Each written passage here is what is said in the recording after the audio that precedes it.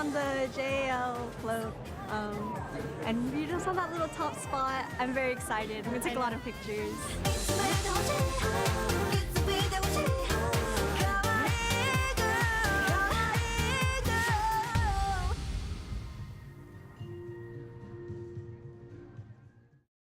Adding diversity and exploring challenges were some of the main goals behind the creation of the inaugural internship program created by the Department of Public Works.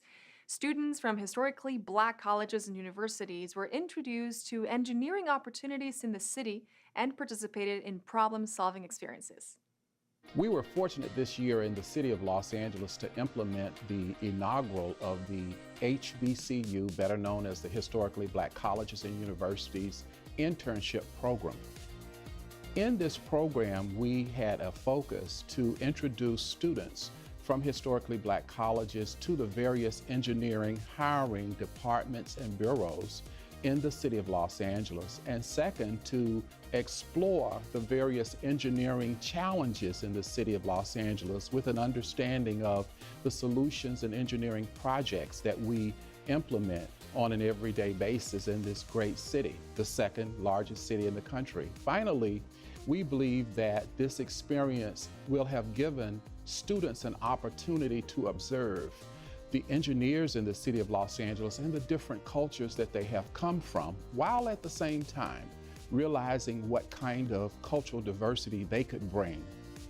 I think activities such as this HBCU internship program gives them a sneak peek into coming and seeing what we really do. And I think it was a great program because it wasn't just focused on one department. They got to see what a number of different departments did in regards to engineering. My department, LA Sanitation Environment, we had the privilege of managing, organizing, and being the project lead for this project. My role is being the program manager and program coordinator and the main contact person. We had the responsibility of helping to design a grant that was funded for us to implement these engineering programs for college students. In fact, from the Innovation Grant, we have 3 programs that I have identified, 12 each, college students who come to the city of Los Angeles and are introduced to engineers and engineer problem-solving experiences. My greatest takeaway from this program, I will say, is the strength in diversity, originality, and individuality. For me, it's kind of hard to pick one topic, but I would say something that stood out to me was like the transportation, construction management part, and also the Port of LA and how much money they actually bring in. My biggest takeaway from this internship is about recycling and being green, just being more mindful about how much plastic I'm using. For me, it's confidence, because it's easy to feel marginalized, whether because I'm young, because I'm female, because I'm Black, but meeting people, fellow interns and engineers, I don't feel that I'll be afraid anymore. We're here to help because we want to see them here at the city of LA. And I think they would be a tremendous addition to the program that the city of LA with the diversity program. This week, in our ongoing series celebrating the 60th anniversary of the LA Cultural Heritage Commission, we visit the Oliver House. Built in the 1930s, this modernist house boasts an indoor-outdoor sculptural style and highlights the importance of simple design as a way to improve the quality of life.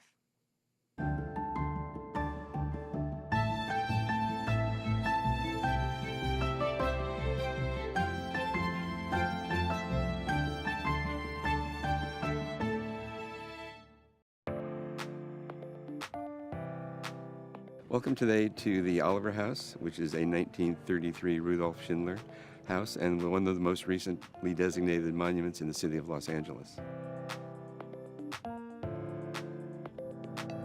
R.M. Schindler was a modernist architect in the 1930s, 40s, 50s, 60s.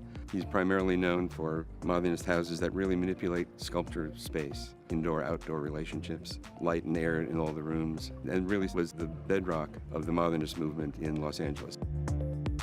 Freestanding furniture was a component of his residences. They're able to work with the sculptural space, help form the sculpture of the space. In this house particularly, you'll notice that the furniture also creates an alcove for a piano.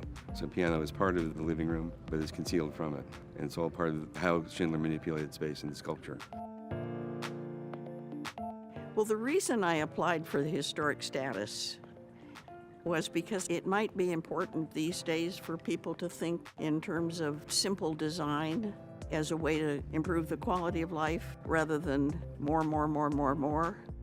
It's a very small house. It's 1,275 square feet. I think it's smaller than, by far, than all the other houses that have since been built here, but it's enough. And it's beautiful. And it's a lovely thing to live in it, and it doesn't need all the extravagance that seems to be going on these days. So I think there's an important lesson for our times in, cutting back a little bit and just enjoying nature. It's an indoor-outdoor house. You really feel like you're part of the world around you. You're not shut off in a house. But it's a beautiful thing to just live simply with nature. So I think this house is a good example of how to do it on a very modest level. It's good design. In this week's feature story, Maria Hallbrown sits down with Martine Singer of Children's Institute to learn about some of the services the organization provides for children and parents across Los Angeles. Known for their work addressing underinvestment and racist policies, Children's Institute strives to interrupt the cycle of poverty. Let's hear this story.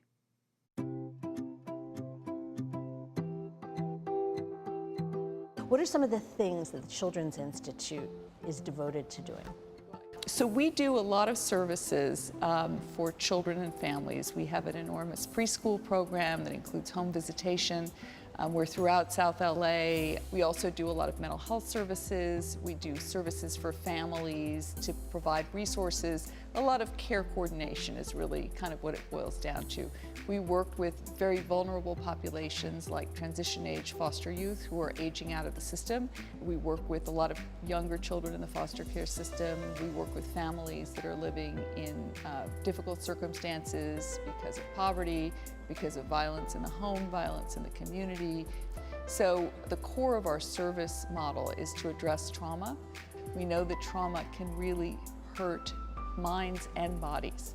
So early trauma can cause not only mental health problems, but it also affects the developing body and it can cause lifelong health problems. So intervening early where there's trauma is critically important to changing that trajectory and not repeating generation after generation of trauma and all of the results that come from it.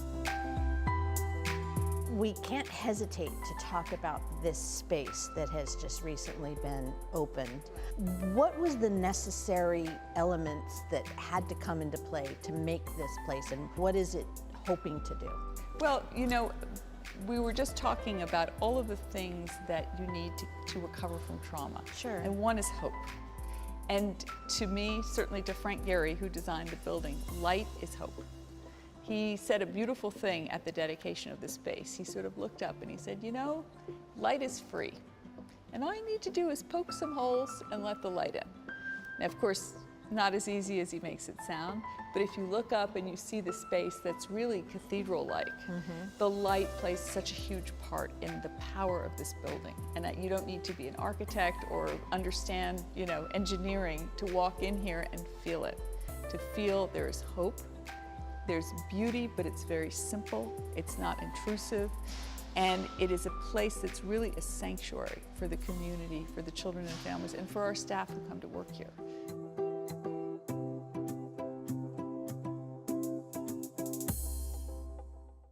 Attend the Festival of Philippine Arts and Culture. Learn about home composting and urban gardening with LA Sand specialists, or see Macbeth at the Griffith Park Free Shakespeare Festival.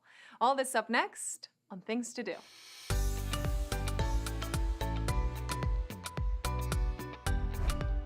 Attention Angelinos, join SoCal's longest-running Filipino-American tradition at Levitt Pavilion, the Festival of Philippine Arts and Culture. Enjoy the cultural diversity of our city on an evening filled with a strong lineup of Filipino and Filipino-American multidisciplinary artists and vendors.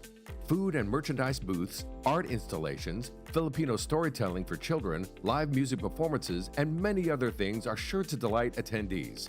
The Festival of Philippine Arts and Culture is a free event open to everyone, taking place at Levitt Pavilion in MacArthur Park on Saturday, September 3rd at 4 p.m.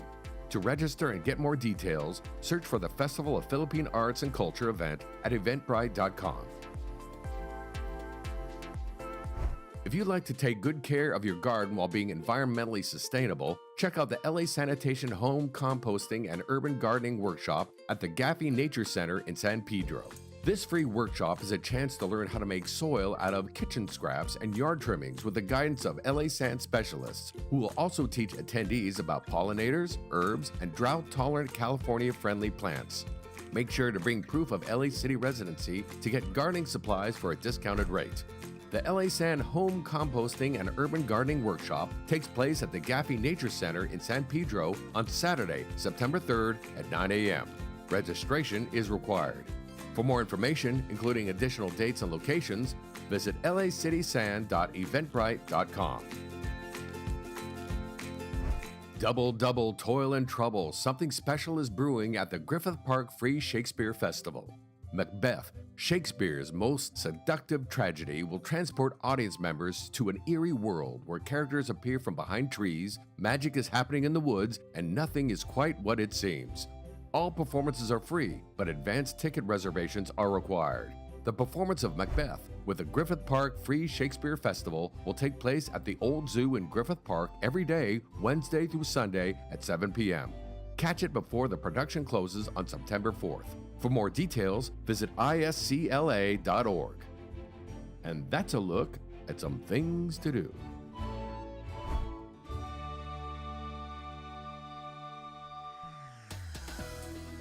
And that's it for this edition. I'm Natalia Bilbao, and from all of us here at LA This Week, thank you so much for joining us.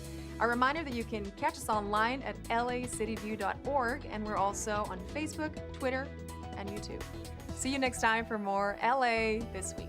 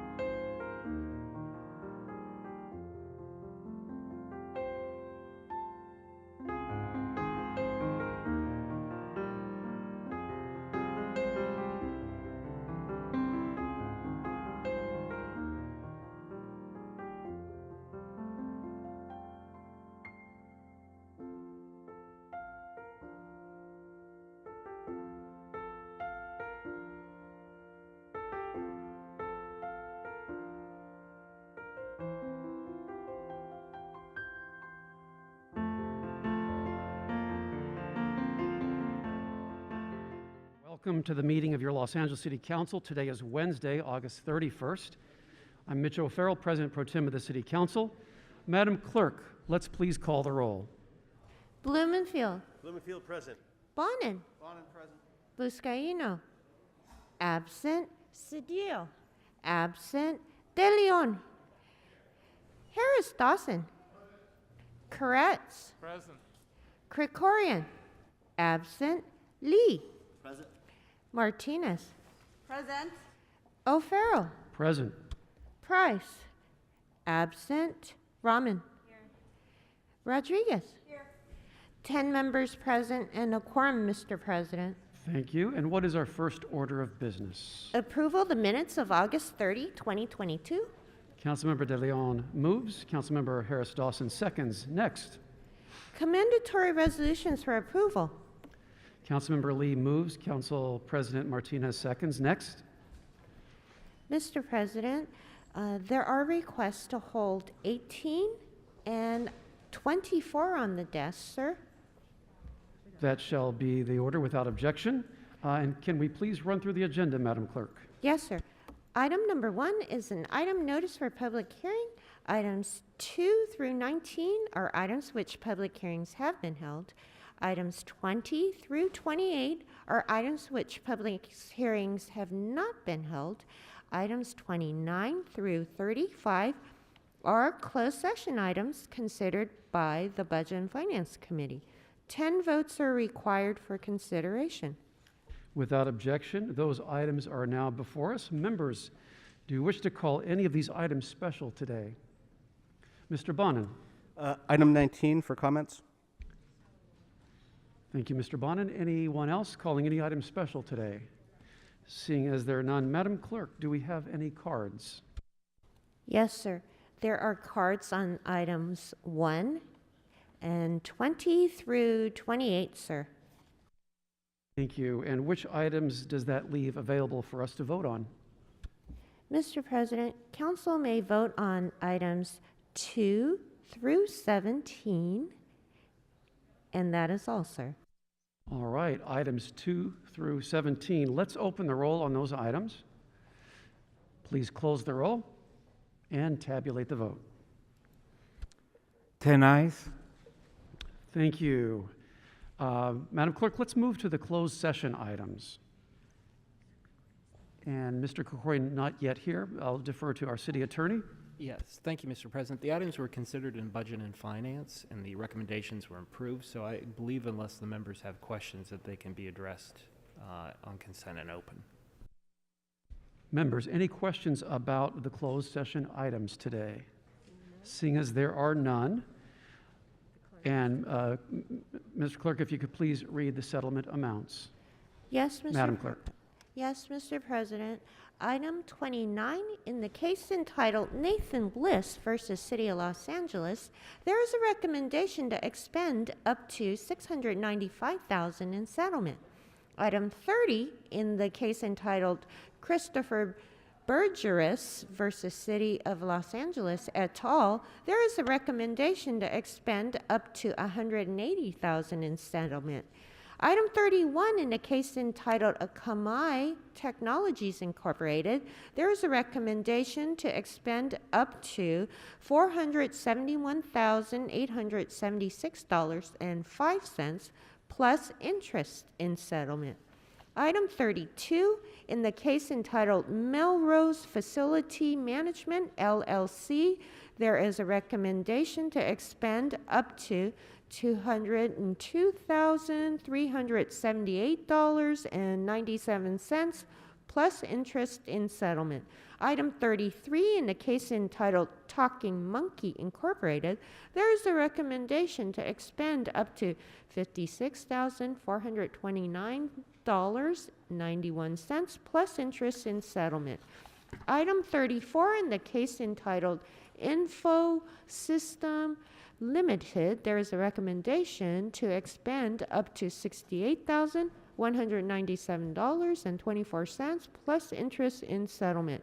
And finally, item 35, in the case entitled Miranda Banks versus City of Los Angeles et al., there is a recommendation to expend up to $1,750,000 in settlement. Thank you, Madam Clerk. Having read the items for the closed session, I think we are ready to open the roll, close the roll, and tabulate the vote. 11 ayes. Thank you. I believe that takes us to public comment. And Mr. City Attorney, would you please okay, Mr. Cedillo present, Mr. Krikorian present. Mr. City Attorney, would you please explain the speaking rules to members of the public? Of course. So for members of the public, you can speak on any of the items open for public comment, which would be items 1 and 20 through 28, for a minute each, up to 3 minutes total. And if you wish, you can also get a minute for general public comment to discuss anything within the subject matter jurisdiction of the city. So if you want to talk about any of the items that are not open for public comment because they've been satisfied the hearing committee, you can still talk about them in general public comment if you wish. So we're ready to take public comment, Mr. Thank President. you, Mr. City Attorney. We're going to start this morning with Arnold Sachs. Arnold Sachs, you have multiple cards and then general public comment. So 3 minutes for your items, Mr. Sachs, and 1 minute for general public comment. And as Mr. Sachs approaches the podium, I'll just remind him and everybody else, please start with the items, and if you wish general public comment, do that when you're done with the items. If you end early, that's fine. We'll just reset the clock for a minute for general. So we've got 3 minutes for your items, Mr. Sachs, which I believe are items 1 and 20 through 28. So please begin. Thank you very much. Item number 26 refers to the federal workplace safety rules. So I'm wondering about this policy of social distancing that's supposed to be enforced by the health departments. I don't know which health department is in charge of the rules. I don't know who's practicing social distancing. I don't know who's enforcing that rule. Who's enforcing social distancing? What about this virus? Is it a pandemic? Is it an epidemic? Which is it? I see football games, I see baseball games, I see the crowds in the stadium. I see nobody doing a lot of social distancing. I see 4 people sitting in front of me. They're not practicing social distancing. So can we get, you seem to be veered off the item. Federal rules. It's about safety training for same thing. vendors It's for safety. live events. So how can you be safe if you're not practicing social distancing, sir? How can you do that? How can you prevent the spread of this virus if you're not doing what you're supposed to do? There's 12 different. Let's get back there's on the 12 item. different health departments that are talking about this stuff. Who do you listen to? This one says something about 28 says something about micro trenching. So why isn't the utility companies using micro trenching to provide electricity to the fire hydrants in the county throughout the county? Don't they have the ability? If they don't provide electricity to fire hydrants, then they can't pump the water for the fires. Makes sense? Think about it. 25 refers to phishing scams. Who's doing phishing scams? Are there any regulations? Are there any penalties for that? No, there aren't. It's just, oh, okay, you lost your money, tough shit. Who's doing the phishing scams? Item number 1 refers to revenue bonds or lease bonds, acquisition, redevelopment, or development.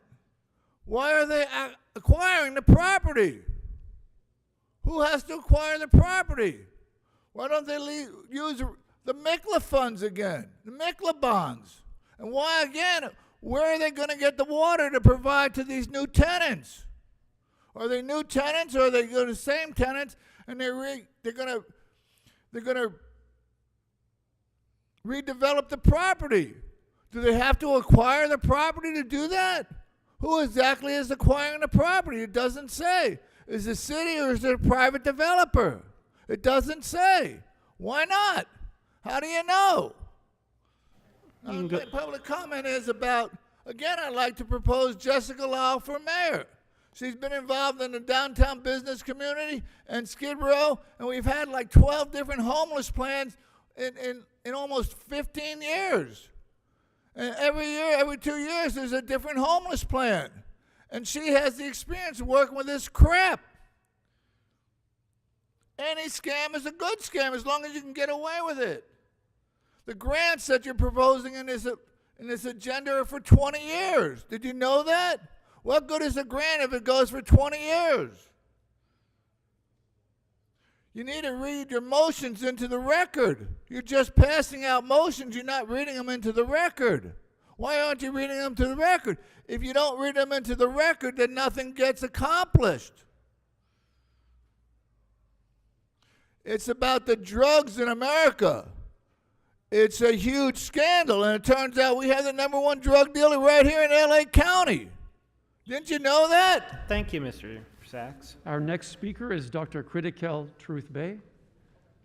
Dr. Kritikel Truth Bay. And as you make your way up, just to let you know, 17 was voted on already, and then 18 and 19 public comments were held in committee. So that leaves you with 1 minute for general public comment. I signed up, excuse me. I signed up for 13 through 19. So if you have Taylor Bakewell off the agenda, you have still So I can tell 3. you 13 and 19 have either been voted on or had the hearing satisfied in committee. But you can talk about any of them in general public comment. So we'll set your clock for a minute. Please begin, Dr. I'm sorry, I signed up for 13 through 19. So you're saying you're not speaking at all? Yes, as I said, items 13 through 17 were voted on, and we satisfied the hearing requirement in committee on 18 and 19. So we'll set your clock for a minute for general, and you can talk about any of those if you want to. So please begin, Dr. Truth Bay. Okay, so HMIS access to the housing committees. You mentioned that you want HMIS access. Let me get this here. All right, to your council district homeless coordinators. My staff called each of your office yesterday, and Current Price is the only one that doesn't even have a homeless coordinator. You want HMIS access, but you don't even have the homeless coordinators. District 9, very rude. Joella Valdez needs to be fired. The constituent center is disgusting.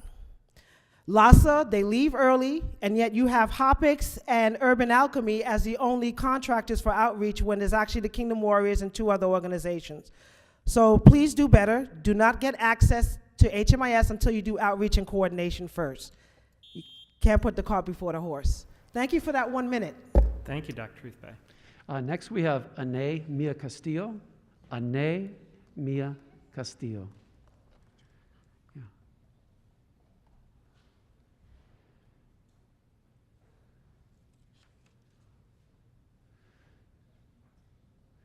And you have 1 minute for item 19 and 1 minute for general public comment. Actually 19 has already been, yeah. Yeah, so 1 minute for general public comment. Okay, so my general public comment is, how is it that you guys are expecting to get access to HMIS when us, the clients, are not able to get access to it? I contacted the HMIS lead, Masarul Islam, to see if I can get access to my HMIS number, and I have not received a call back. The people that are from the Midnight Mission were also giving me a hard time to give me access to my client number. I also contacted Lowell Jones from LASA. He also never got back to me in regards to me having access to that number. I need that number to be able to register on the LA housing. It's this website where I can go ahead and apply for housing and waiting list for open housing waiting list. I'm not able to actually go ahead and do any of that registry if I don't have access to it. Thank you. Thank you. If you need, see a sergeant and let us know which council district you're in so we can follow up on your behalf. whatever council district I would you're like in. that. Okay, yeah, just see a sergeant at the ropes, and we'll see if we can assist Thank you. you. You bet. Next, we have Susie Shannon. Susie Shannon, just 1 minute for general public comment because item 19 has been satisfied. Great, thank you. Hi, I'm Susie Shannon with Housing as a Human Right, and I'm speaking in strong support of item 19 to allow council homeless deputies access to the HMIS system. I've been asking for years that nonprofit homeless service providers taking government money have some accountability from this council. A week and a half ago, I had to help a family with a 4-month-old baby, a 3- and 4-year-old. The service provider for this family never called them back and never called me back despite repeated calls to them and texts to them. It was only a council homeless deputy through them that we were able to secure a safe place for this family to sleep. This is the very minimum that you could do as a council to help our unhoused community. I have had clients dropped by nonprofits. I had one client die from AIDS in his car after a homeless service provider dropped him and never informed him and never referred him back to the county. He had a Section 8 voucher and never heard back from them. Please support item number 19. Thank you. Thank you. Next, we have Angelina Jimenez. Angelina Jimenez, 1 minute for general public comment. ¿Necesita traducción? Necesito intérprete, por favor. Buenos Okay, días. okay, un momento. Okay, lista.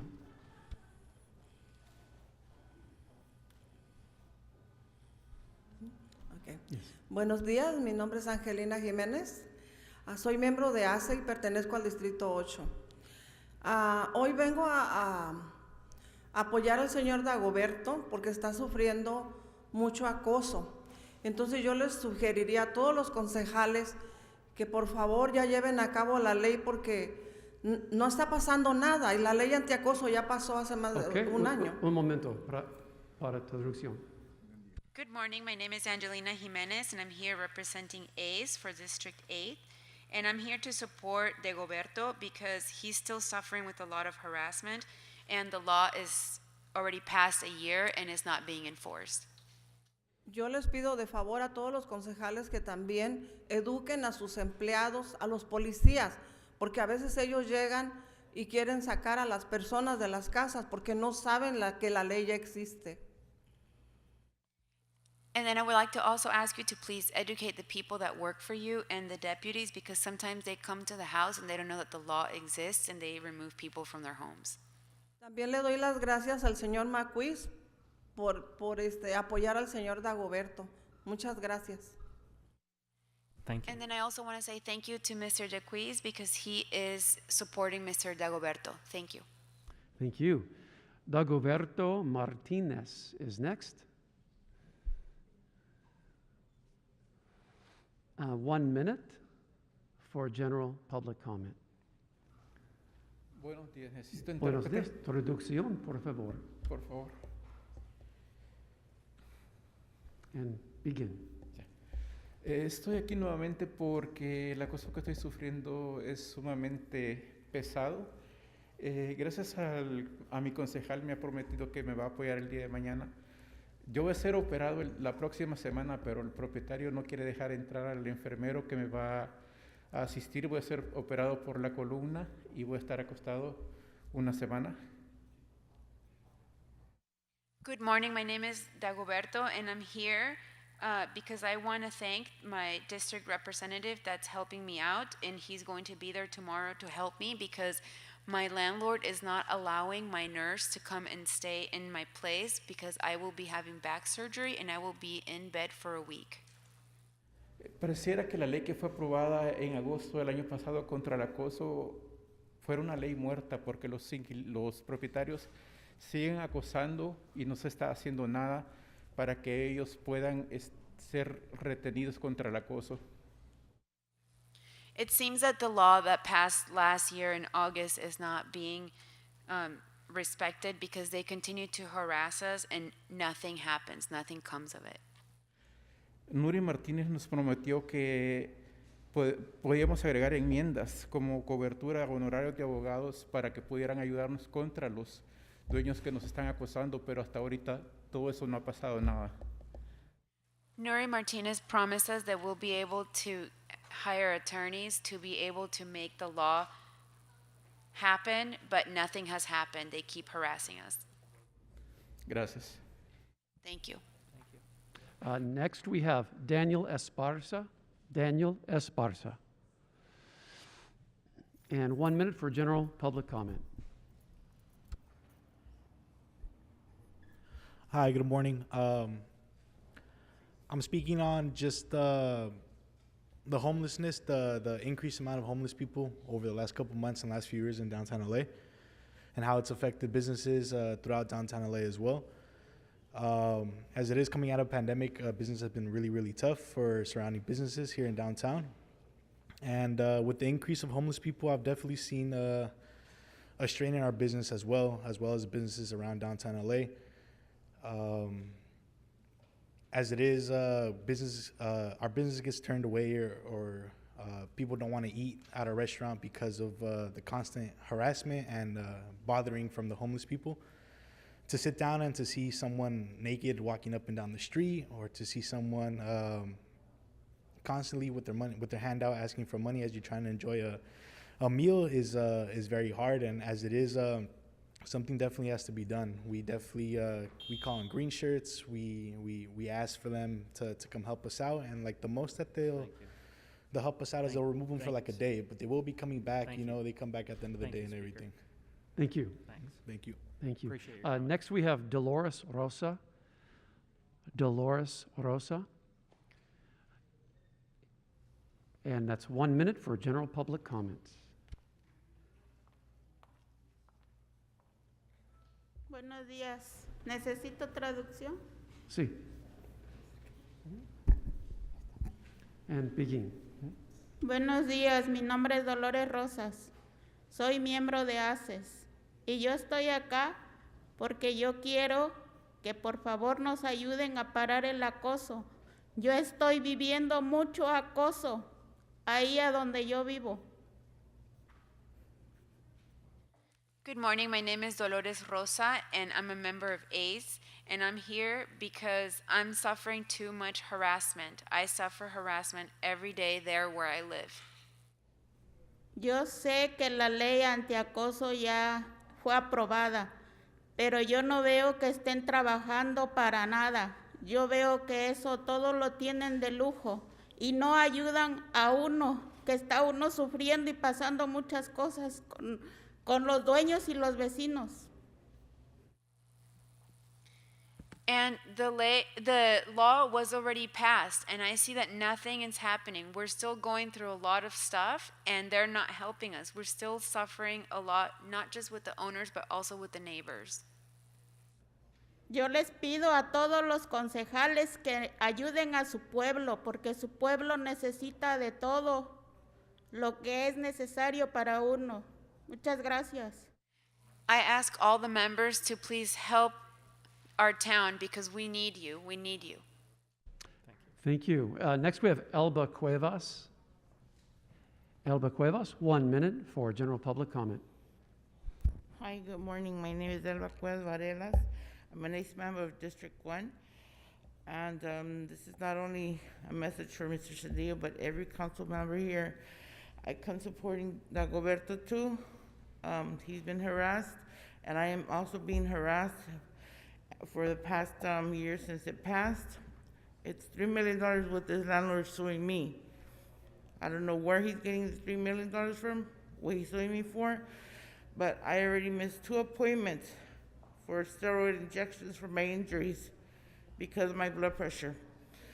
These housing departments, they're not taking it seriously. This Tahoe law needs to be fully more enforced because to them it's a joke, and the landlords think it's a joke because nothing's happening to them. So everybody here needs to do their job. The public put you there, and they expect you guys to help them too. Thank you. Thank you. Thank you. Next, we have Hassan Zuniga. Hassan Zuniga. 1 minute for general public comment. Thank you, Mr. Attorney. Hi, everybody. My name is Hassan. I'm an organizer with ACE. I think you all heard today, and there's still one more, Orma, right? Member from ACE and also from District 8, that the anti-harassment seems to be just, you know, a funny joke for some of these landlords, right? Because the enforcement is lacking. I have been talking to this and many more tenants that can be here today that had filed complaints, and literally they're waiting for 2 months, right, to get an analysis, to literally just to tell them, we spoke to the landlord, we let them know that there was a harassment, and that's it. We're not gonna do nothing else. Literally, the same tenants have made another 3 more complaints, and that is the same result. We were supposed to get $10,000 fines. We were supposed to hear, right, the city attorney to be able to sue these landlords when there's a repetitive harassment, and we're not seeing that. This is why we're asking for Nury Martinez to make sure that she completes her promises, right, of adding the attorney's fees. Thank you. Thank you. Thank you. Julie Shamash. Julie Shamash. 1 minute for general public comment. Hi, my name's Julie Shamash from the Drug Awareness Foundation, and today is International Overdose Awareness Day, and Assemblymember Koretz is going to talk more about that. I'll just quickly say, in 2018, I lost my 19-year-old son to a fentanyl overdose, and at the time, no one had heard of fentanyl, and certainly in my circle of friends, no one knew anyone that overdosed. Sadly, it's not the case today, and you'd be hard-pressed to find someone in America that's not touched by overdose. And if you don't know anyone that's overdosed, consider yourself lucky. My family has worked tirelessly to raise awareness, to spread the word about fentanyl poison drugs, and I've begged for help from the health department and other agencies, and I just want to thank Assemblymember Koretz's office for the 3rd year in a row lighting City Hall purple and the pylons purple. And it does help to raise awareness. It helps grieving family members to know that they're not alone, and it helps to end the stigma of addiction and overdose. Thank you. Thank you, Ms. Shamash, and thank you for your courage and your advocacy on this very important issue. Next, we have Lionel Maris. Lionel Maris, you have 1 minute for general public comment. Good morning, council members. Good to see you again. Last Wednesday, the LA City Council voted to send the Healthy Streets LA to the March 24th ballot. I'm very disappointed. If city leaders are serious about changing course, they don't have to wait until either Healthy Streets LA becomes law in 2024 or the council president's version passes. They could do it so now voluntarily and show citizens how the status quo is no longer acceptable.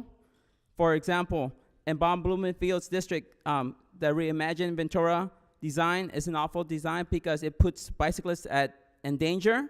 The bicycle lane should be moved closer to the curb, not in between parked vehicles and moving vehicles. And LADOT should change that design. And as a board member of my neighborhood council, I am very disappointed with the Department of Neighborhood Empowerment because they're not doing enough to support us. And I'd like to see reforms. Thank you so much. Thank you. Next, we have Orma Mendez. Orma Mendez. 1 minute for general public comment. Hi, my name is Irma Mendez. I am here supporting, ¿cómo se llama? Sí, Roberto. I can't remember his name. But anyhow, we are supporting him. We are a team that stick together. We are a team that concerning about one another. We need you to help us because without you, we just cannot do it. We got to depend on you all. The word you say, you stand on the word. Next thing, look at these people that the landlord are doing so many things with them.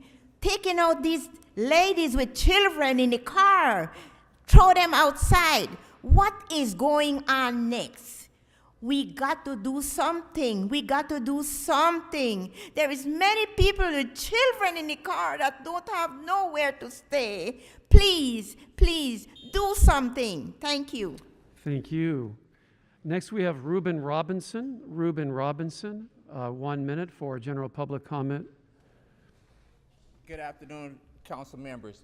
I would like to know as a whole, the whole city councilman, half of the city council here are talking and they're not listening to when we're talking to you guys. If you want respect, you gotta give it.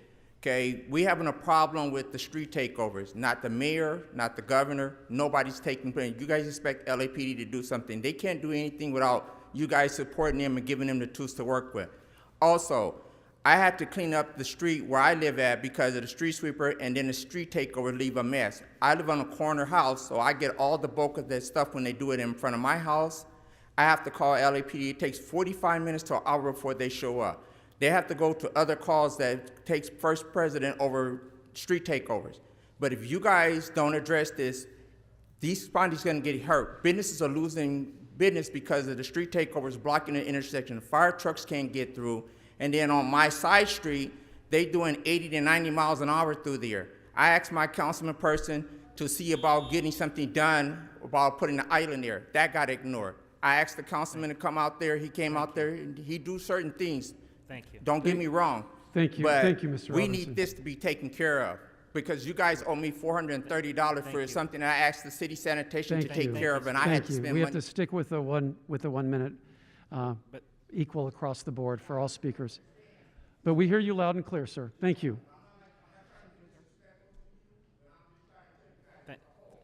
Thank you. We appreciate that. Thank you. I'm now going to recognize. Thank you, Speaker. Thank but you. we- I'd like to call on Ms. Rodriguez. Mhm. Mr. O'Farrell, and I just wanted for the public's to acknowledge some of the comments that were made. Actually, today, myself, along with my colleagues, Mr. Lee, Mr. De Leon, Mr. Blumenfield, and Mr. Bonin, have presented and introduced a motion to address the street takeover issues that we are experiencing in the city, building off of the work that many of us have been leading independently in our own districts for traffic calming and other mitigation efforts. So that is something that we're actually working on. Thank you. Thank you. Next and last, our last public speaker will be Sandra Bell. Sandra Bell, 1 minute for general public comment. Good morning, council members. I'm Sandra Bell from Tarzana, and I'm urging you to please retire the animals at the Griffith Park Pony Rise, and please eliminate pony contracts in all of Los Angeles as well. The rides need to be entirely shut down this week, especially as we are experiencing a heat wave, and it is even more unacceptable to push these elderly ponies in hot temperatures. 2 Sundays ago, I witnessed a lame elderly spotted pony walking the turnstile round and round for 7 hours, bobbing her head and then finally violently throwing her head back and side to side. They finally took her off before she collapsed. I thank you for ending the circus coming to our city and ask that you do the same for these miserable ponies while teaching our children that animals are not machines and that there are much more enriching things to be done that really will give them some skill and some things to be proud of. Instead of their parents say, "Good job for sitting on top of a horse," instead of learning something. Thank you so much for listening. Thank you, and thank you to all who came in to offer your public comment. We appreciate it. And with that, we are now closing public comment, and we can resume with the agenda. And Madam Clerk, I believe that means we're ready to vote on items 1, 20, 21, 22, 23, and 25 through 28. Is that accurate? Yes, Mr. President. Thank you, Madam Clerk. With that, let's please open the roll, close the roll, and tabulate the vote. 13 ayes. Thank you. And in relation to item 24, there's a substitute motion that has been circulated, I understand. And Mr. Blumenfield, did you wish to speak on item 24? No, Or just just the previous one? The previous. And I didn't recognize you in time. My apologies. No worries. Not a big deal. It was just that on 27, we just voted on it, but it's come to my attention that the governor's already signed that, so we could just note and file that, because apparently just dropping the motion achieved our goal. We got him to sign it, so we don't need to. We can just note and file, and that, if you wish. The power of taking action. Yes. So, Mr. Yes, Madam Mr. Clerk. President, the suggestion is to reconsider Mr. Blumenfield. Is that 27, sir? To reconsider 27, that would be the first vote for council, and then after that vote to reconsider, to note and file it, sir. That shall be the order. So on reconsideration of item 27, let's please open the roll, close the roll, and tabulate the vote. And do we 13 need- ayes. Oh, thank you. And do we need to take a vote on noting and filing? Yes, Mr. President, All it right. is best. So let's open the roll on noting and filing item 27. Please close the roll and tabulate the vote. 13 ayes. Thank you. That now brings us to item 24, where we do have a substitute motion that has been circulated, and I'd like to call, oh, wait, Mr. Cedillo. Oh.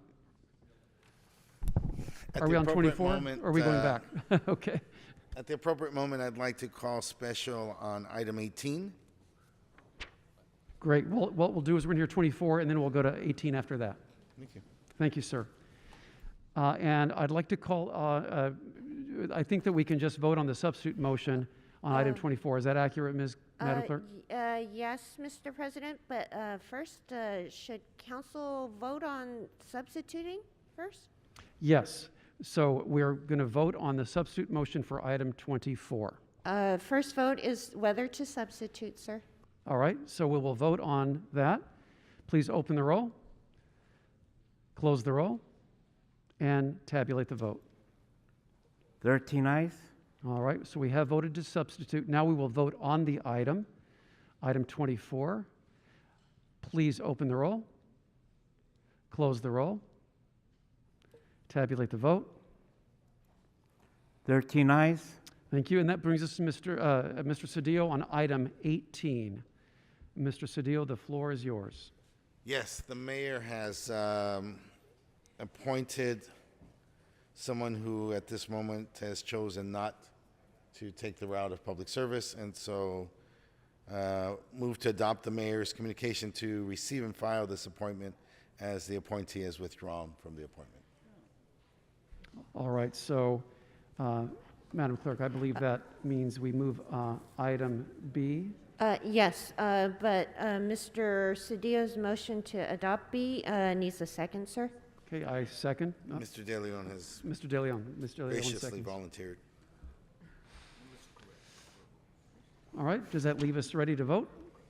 Yes, sir. All right. Please open the roll on item 18, close the roll, and tabulate the vote. 13 ayes. Thank you. That brings us to item 19, called special by Mr. Bonin for comments. Thank you, Mr. President. Colleagues, this is the item that's asking LASA to report to council on granting full access to HMIS, to council offices. And I'm okay with asking LASA to do that and come back with a report on that and other options. But I do want to raise a note of caution. You know, we all have people who work exclusively on homelessness in our district, and they do incredible work. And I have staff who are working very hard, and there are times when access to some information in HMIS would be useful. Who is their case manager? Are they actually entered into HMIS?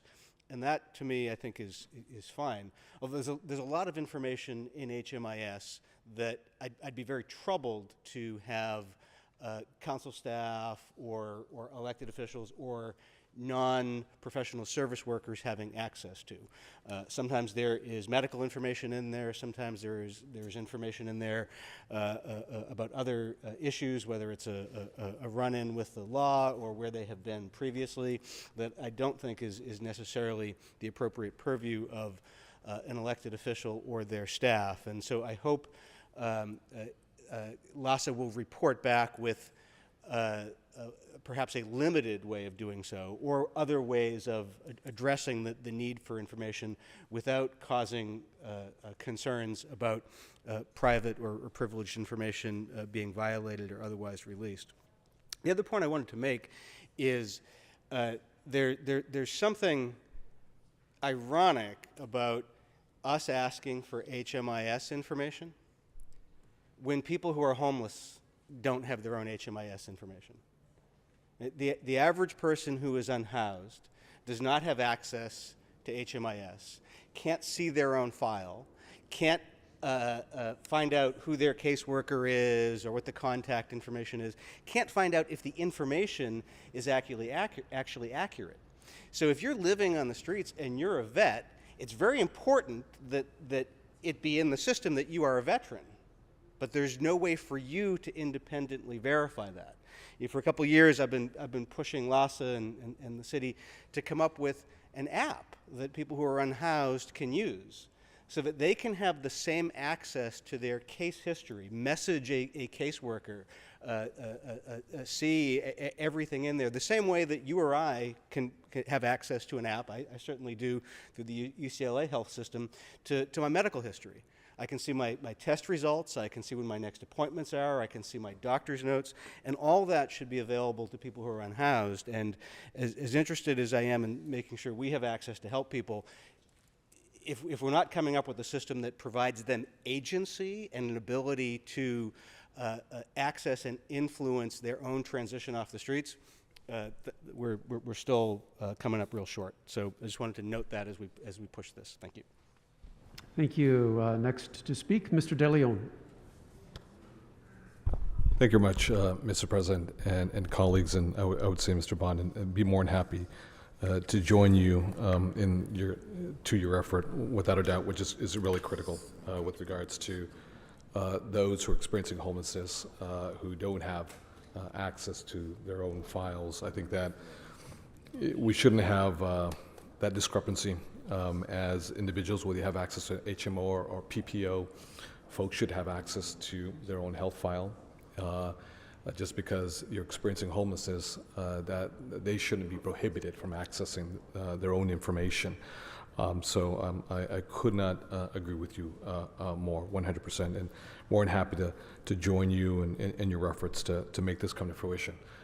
Colleagues, I think that this motion, when we ask for the report back, is about collaboration, it's about cooperation, it's about not having a dysfunctional, siloed approach in terms of information. Information is critical. And the reason why this effort is important is that I want to recognize the 14 individual homeless, houseless, unhoused coordinators from the Valley to the West Side, to the South Side and the East Side and points in between, for the tremendously hard work that they do day in and day out. I said this in the Homeless and Poverty Committee.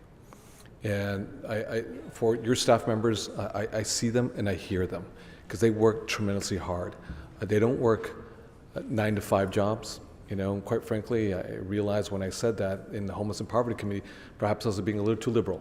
They don't work 9-to-4 or 9-to-3 jobs. Oftentimes they work, well into the night. They work on the weekends. They work under a tremendous amount of duress.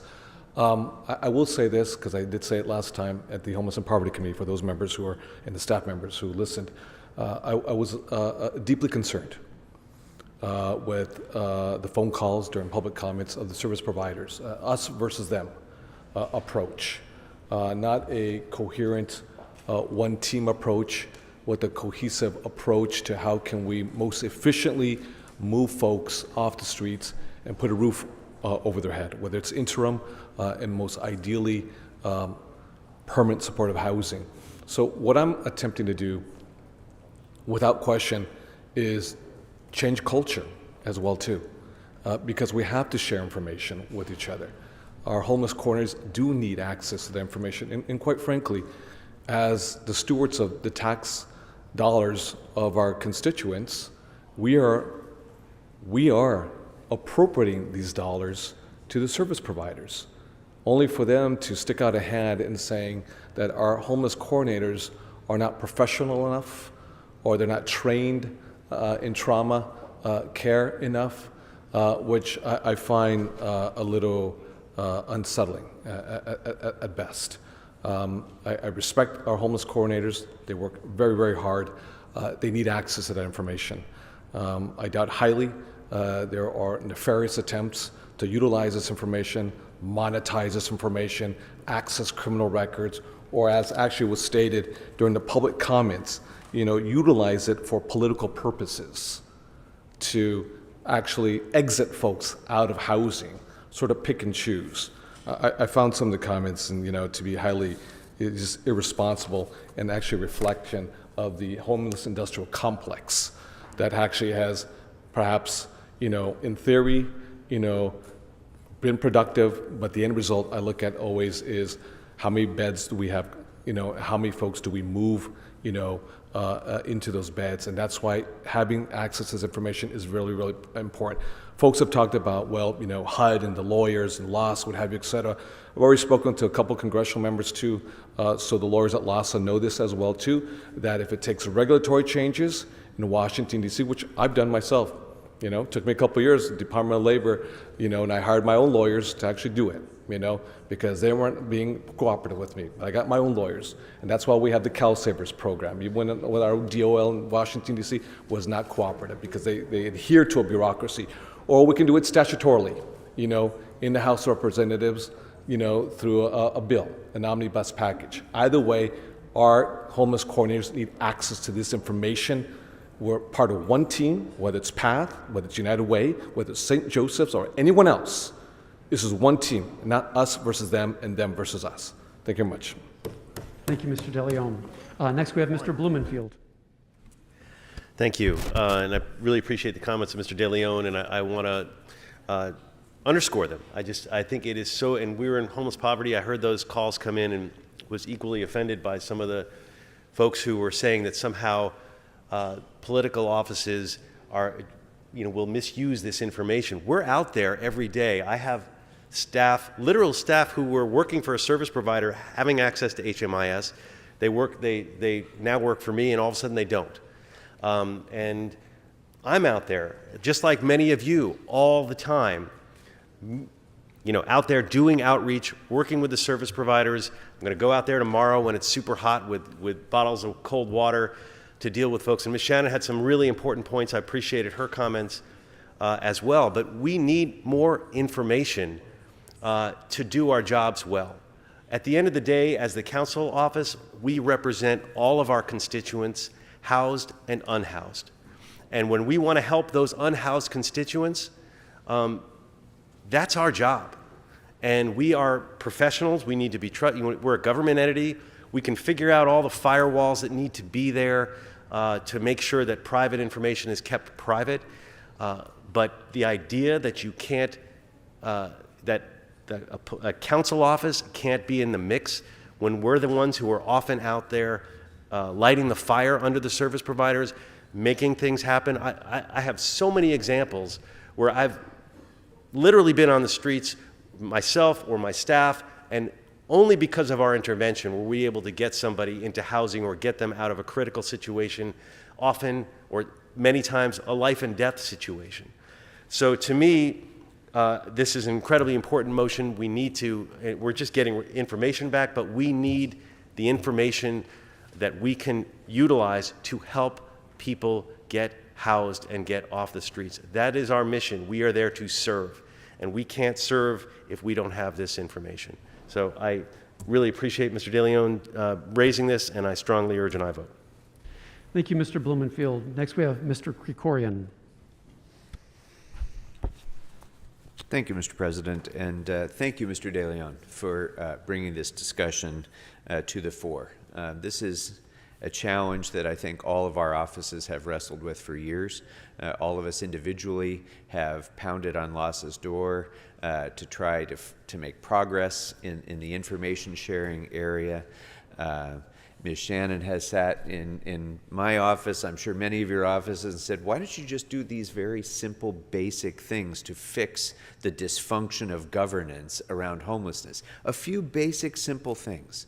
And when people come in here and people stand on our steps and they hold the city council accountable for fixing homelessness, as they should, they don't fully understand how many different players are involved in this issue that are entirely outside of the city of Los Angeles. And that's fine.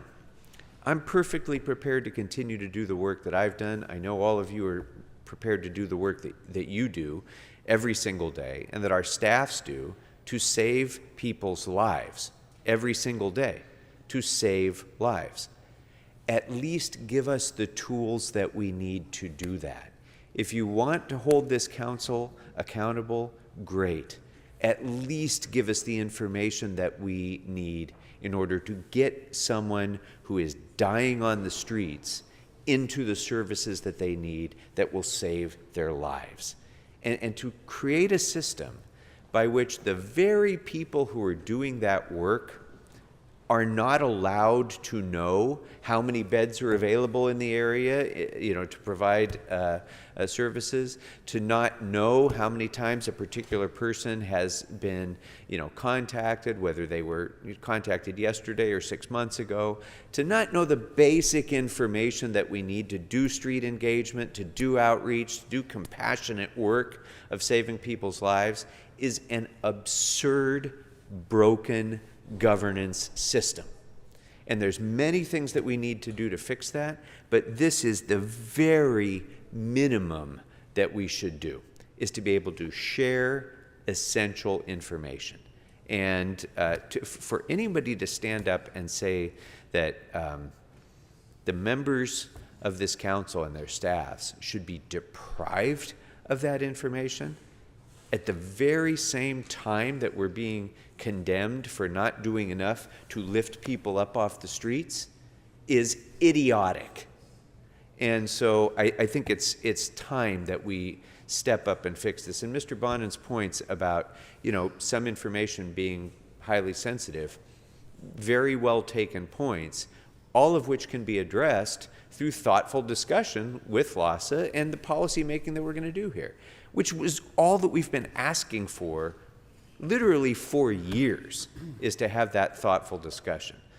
This motion is going to advance that thoughtful discussion. And the point that both a member of the public and Mr. Bonin raised about having the individual, person who's experiencing homeless have access to that information. It's not before us, but it certainly seems to make good sense. And I think it certainly helps people to empower themselves and to be able to ensure that there's not mistakes in that information and ensure that they have access to information about the services that they most need that will help them to. It makes complete sense. So I don't think it's ironic. I think it's absolutely consistent with what we're doing here to advance this forward. So with that, members, I again thank Mr. De Leon and I ask for your aye vote. Thank you, Mr. Krikorian. Ms. Rahman. Thank you all. I think I spoke on this during committee already, so I didn't feel like I needed to reiterate my points there, but I just thought it would be useful to share what I think some of the concerns maybe inartfully raised by some service providers during the Homelessness and Poverty Committee were meaning to say. I think that case managers, substance abuse counselors, mental health coordinators think of themselves as akin to health professionals. And so when you go out to talk to someone and you ask for information to be shared with you, like when you talk to your doctor, I think there's an expectation of privacy around that. There's also another expectation, which is that the person to whom you're speaking is on your side, is that they see you as their primary client, their primary constituent. We in our council offices see unhoused people as our constituents, but we have an entire district to serve. And sometimes constituents' concerns can conflict with one another. This conversation that we're having around how we share public spaces in Los Angeles is a very real example of that. And our job in this role is to think about how do we share those spaces equitably, think about how do we share those kind of resolve those conflicts in a way that really makes sense for all of the residents of our district, housed, unhoused, everyone who's a user of that public space. And that is as it should be. And so I think as we move through this conversation, and I was thankful that you were able to accept a very minor change in that motion that I think can get us to the answer that we want, which is how can we all get the information that we need to do our roles in this bigger system as well as we can. And I think my understanding of some of the calls that came in was really about ensuring that service providers had the security and the privacy they need to do their jobs in the way that they feel like they need to do it. And I think we are very much entitled and should have a conversation about how we can get the access to the information that we need to do our jobs the way that we need to do it. So I appreciate that you're pushing this conversation forward. I appreciate you as well, Councilmember Blumenfield, for bringing this forward. And I'm looking forward to what LASA comes back with and for us to really wrangle with what we need for all of us to be able to function in those roles appropriately. So thank you. And Mr. De Leon?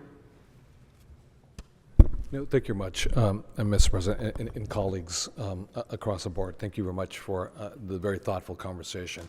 And again, let me just underscore one point I'm trying to do here is also change the culture. We have health professionals, whether you're a caseworker, whether you're a social worker, outreach worker, for any of the providers in our respective spas, but also to elevate staff members here to Mr. Blumenfield's point, oftentimes have even closer relationships with the unhoused neighbors, know them, may not be able to have a degree to prescribe psychiatric medications, but knows exactly where the interim shelter is and needs access to the information. So how can we elevate everyone together as opposed to the status quo, which is siloed out and almost sort of this, let's be honest, this sort of subtext of elitism, like we're the professionals, you folks are not, and you want to utilize this for political purposes, again, which, and you're right, Ms. Rahman, the inartful, comments and whoever drafted their talking points, because they were all on their TPs, coordinated and organized, clearly verbatim when they made their public comments. But it is us coming together as one team to try to get as many folks off our streets into housing as quickly as possible. So during the process, we look forward to LASA and what they come back forward. We hope it's robust, the negotiations will begin and what type of document they bring back forward. With that, Mr. President, I respectfully ask for an aye vote. Thank you, Mr. De Leon. And Mr. Koretz? Thank you, Mr. President. I wasn't really planning on speaking, but I do want to add my voice to the frustration. First, I want to thank the folks that brought this forward. But our relationship with LASA has been dysfunctional for a long time. And the absurdity of the situation where LASA should be an extension of us. LASA is the city and the county and those involved. And yet they view themselves as something apart. And this is a completely dysfunctional relationship. And if we can't get to the point where they can share information that we should have, there's no reason why they have it, but we can't have it. We absolutely should abandon this relationship and come up with something else. So I hope we don't have to get to that point. I was part of a motion to take a look at that, not necessarily because we have to do that, but this relationship either needs dramatic reform or we need to start from scratch and do something functional. This is one of the big pieces why we haven't been as successful as we could be in dealing with homelessness, and we can't just let this remain in the situation we're in. Thank you, Mr. Koretz. And Mr. Cedillo? Let me add to that only that not that I disagree with the comments, but I think we need to also note that there's a workforce there that works for LASA that has made an extraordinary commitment to the city and to this region, that works hard every single day. And they deal with the most extreme circumstances. And LASA, that organization, and then the vendors, the different organizations that are there, because LASA is simply there selecting the vendors, and the vendors go out and do the work. And so we should recognize that this is a workforce that really is committed to one of the vexing challenges of our time, and that what we should recognize is that this relationship is flawed structurally, right? It's not a flaw of character, but it's a flaw of the structure of the relationship, the definition of that relationship, and the organizational design between the relationship between the city and LASA, and that's what really needs to be focused on and addressed. So I just wanted to note that, because every day there are people, and Mr. De Leon is really in tune to recognizing the cultures that exist, the organizational cultures, and how that becomes an impediment to all of our desire to make sure that we can address this problem. So that's my only point. Thank you. Thank you, Mr. Cedillo. Yeah, I'll just say a few words as well. I believe that it is a structural issue, and any conversation that leads to removing barriers that prevent us from getting people under a roof is a worthwhile endeavor. And I have the great confidence of this council to be able to thoughtfully and sensitively approach the issue so that we can remove those barriers to get people under a roof and on a path to wellness. That needs to be and must be the mission of LASA, and it also is our mission. So I wholeheartedly support this endeavor and thank the movers of this motion. And with that, let's open the roll on item 19. Let's close the roll and tabulate the vote. 13 ayes. Thank you, sir. And Madam Clerk, what else is before us today on the agenda? Oh, Mr. Koretz has something to say. I want to ask that items 23 and 24 go super forthwith. The legislative session ends tonight, so if we don't transmit that quickly, we will miss the chance to have our input. Okay, items 23 and 24 super forthwith. That shall Yes, be the sir. order. Thank you. And what else do we have before us today, Madam Clerk? Mr. President, council has motions for posting and referral. Motions for posting and referral, that shall be the order. And with that, I believe that brings us to announcements. And Mr. Cedillo, I believe you have an announcement. Yes, I am here with my colleague, President Pro Tem Kevin De Leon, to declare this Costa Rican Immigrant Day, August 31st. We are joined by Raul Clados, who is very active in CD 10, 9, 8, 1, 7, 6, 1 through 15. And we are very happy to have him here. He's a great leader and has has a great vision and some incredible projects that we have been working on together. But Costa Ricans in my district, Costa Ricans, Guatemalans, Salvadorans, are part of this great community of Central Americans, part of a diaspora that comes north and play a critical role in this fabric, particularly in my district. We will soon be announcing a Mayan corridor, and it's also part of that same community. But Ticos and Ticas are very special people, and we should note that, and so they merit their own day. They lead the way in citizenship. They lead the way in integration into Los Angeles. They're a small country, but very special country. I've had the privilege and honor of visiting San Jose and other parts of Costa Rica, and it's a really incredible community, the Switzerland of Latin America, as it's referred to. And so I thank you for acknowledging today as the August 31st Costa Rican Day. Thank you, Mr. De Leon. Thank you, Mr. Cedillo. Mr. De Leon. Thank you much. Thank you much, Mr. President. I also want to just associate my comments with that of Mr. Cedillo. To the Ticas and to the Ticos, felicidades. Raúl Claros, felicidades, gracias, ¿no?, por su liderazgo. As Mr. Cedillo just mentioned a few moments ago, Costa Rica is known as the Switzerland of Latin America. You don't hear about them in any civil wars, no coup d'etats. You know, there were never a proxy war during the Cold War between then the Soviet Union and the United States of America, with El Salvador, with Nicaragua.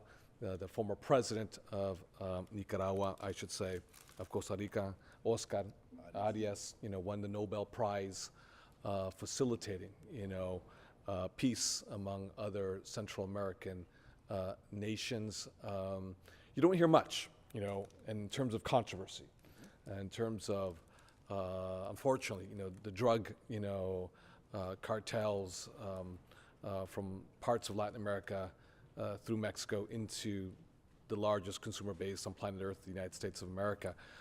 Peaceful country, historically. No military, my understanding. No military. So their budget, their GDP is not inclusive of a military budget. A huge tourism with a lot of Canadians, a lot of Europeans, a lot of Americans, who go down to Costa Rica. And I just want to say thank you very much, Senator Cedillo, for your leadership on this issue. And Raúl, Claros, felicidades. A los ticos y las ticas. Gracias. Thank you. I think Switzerland is the Costa Rica of Europe. There you go.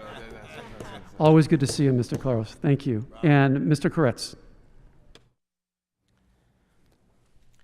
Well, thank you. I'm not rising to speak on this item, but I would say that Costa Rica is probably the wildlife conservation leader in the world. And so that is something that I've run across and want to recognize them for as well. Colleagues, I rise today in recognizing International Overdose Awareness Day. Tonight, for the third year in a row, we're lighting the City Hall and the LAX pylons purple in recognition of the day. And I'm honored Julie Shamish is here with us in Chambers today. A few years ago, she lost her teenage son, Tyler, to a fentanyl overdose, and he, like so many others, were poisoned by drugs he bought off the street. And Julie gathered her heartbreak and founded the Drug Awareness Foundation nonprofit, and I want to thank her for sharing her story and educating people about the ever-rising dangers and signs of overdose. No one's immune from stories like this. Their devastating story is because addiction and overdose don't discriminate. They affect families of every race, every religion, and every socioeconomic group. Shockingly, drug deaths for 15 to 24-year-olds increased 52% from 2019 to 2020. And 14 to 18-year-olds, drug overdose deaths increased 92%. This is largely because fentanyl is being put into every illicit drug, and it only takes 3 grains to be able to kill you. These drugs are available on social media. They can be delivered to your home like a pizza. An overdose is shockingly now the leading cause of death for Americans aged 18 to 50. Overdose and fentanyl poisoning affects those suffering from substance abuse disorder, as well as recreational and first-time users. No one is immune. In fact, just yesterday, the DEA sent out an advisory of an alarming emerging trend of colorful fentanyl available across the United States. Dubbed rainbow fentanyl in the media, this trend seems to be a new method used by drug cartels to sell highly addictive and potentially deadly fentanyl made to look like candy to children and young people. We are now losing more than 280 Americans a day from overdose. That's the equivalent of a large plane load of people crashing every single day. According to the CDC, someone dies from a drug overdose in the United States every 5.5 minutes. Drug Overdose Awareness Day helps us to bring attention to the overdose epidemic, and it helps to end the stigma associated with substance use disorder. It also acknowledges the grief felt by friends and family who have lost loved ones to overdose, and lets them know they're not alone. That is why it's so important to keep this day in the public eye. And colleagues, I hope that one of you will pick up the gauntlet in future years to continue to recognize this day annually and spread this information. Thank you. Thank you, Mr. Koretz. Very important issue. Mr. De Leon.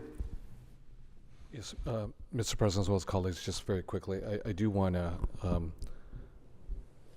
touch this note because, and Julie, I want to thank you very much for the courage to come here. Something as profoundly painful as losing your beautiful 19-year-old boy to an accidental overdose. And Mr. Koretz, what you just said is absolutely powerful because the impacts are not just in suburbs, whether it's Santa Clarita Valley, Newhall, San Fernando Valley, but all the way just a few blocks from here, ground zero of homelessness nationwide, which is Skid Row. Just to underscore, fentanyl is dramatically different from crack, from heroin, and crystal meth. And it is having a devastating impact on Skid Row right now. And what is especially dangerous is when young folks, and young folks in our own respective families, who may go to a party, whether in high school or in college, and may take something that a friend offers that you trust, and maybe even a pre-rolled cannabis, and they smoke it unknowingly, not having any clue that it's been laced with fentanyl. And that's the cases that you get when someone all of a sudden drops dead. Individual was never abusing drugs, first-time user, and no longer with us. And that is a devastation. And having drug overdose awareness day is so really critical. And I thank you very much for keeping us aware and lighting City Hall purple and in the memory of your son, Julie. We thank you very much for having the courage to come here again and sharing how painful this is. And the reason why I say is that connective tissue, whether you're from the east side or whether you're from the valley or in Skid Row, this is having a devastating impact. And that's why we really have to collectively, as an institution, really engage our federal partners, our members of Congress, as well as the DEA and the FBI, because they have the jurisdiction in stopping the flow or attempting to curtail that flow. Because once it's here, our LAPD personnel are only in reactive mode. They're in reactive mode. They're not in prevention mode in terms of curtailing that flow coming in here. So I just want to thank you very much for the powerful statement that you provide us, Mr. Koretz. Thank you much, Mr. President. Thank you, Mr. De Leon. And to reiterate, I hope that you realize, and I hope that gives you some level of comfort, knowing that by you being here and elevating this issue, won't be able to quantify it, but you will very likely save the lives of others just by your advocacy and sharing your story. And I hope that gives you some level of comfort in the memory of your son. Thank you. And with that, all rise in the chambers for adjourning motions.